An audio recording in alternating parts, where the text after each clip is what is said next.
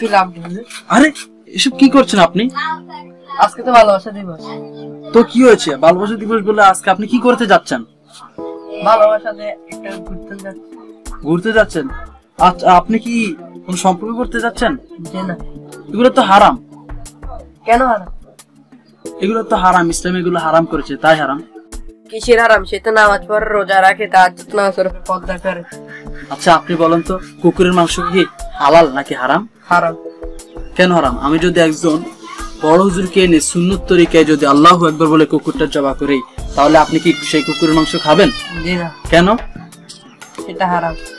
আচ্ছা, তাহলে আপনি বলছেন সে পর্দা করে, নামাজ পড়ে, তো সেটাও তো আমরা হারামকেই, যদি সে হালাল কাজও করে কিন্তু সে যদি হারাম থাকে, বিন্দু পরিমাণ হারাম থাকলেও সেটা হারাম। আমরা তার নামাজের দিকে তাকিয়ে বা তার পর্দা করার দিকে তাকিয়ে আমরা এটাকে হালাল করতে পারি না। কারণ একজন পুরুষ একজন মহিলা বিবাহের আগে একসাথে কথা বলাও কিন্তু হারাম। আশা করি বুঝতে পেরেছেন প্রিয় ভাই আমার, দিনের পথে ফিরে আসুন। বেগানা পুরুষের সাথে বেগানা নারীর প্রেম পীড়িত হারাম। ইসলামে প্রেম জায়েজ, তবে সেটা আপনার বিবাহিত স্ত্রীর সাথে, কিন্তু সেই প্রেম হতে হবে বাবার প্রতি সন্তানের যে প্রেম থাকে, প্রতিবেশীর প্রতি প্রতিবেশীর যে প্রেম থাকে।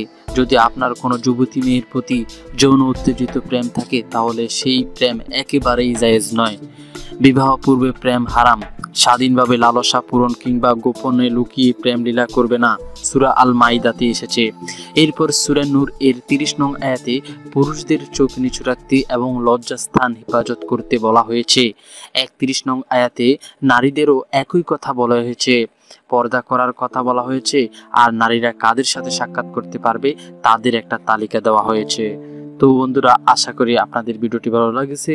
ভিডিওটি ভালো লাগলে আমাদের চ্যানেলটিকে সাবস্ক্রাইব করে পাশে থাকা বেল বাটনটি বাজিয়ে দিবেন। আসসালামু আলাইকুম ওয়া রাহমাতুল্লাহ।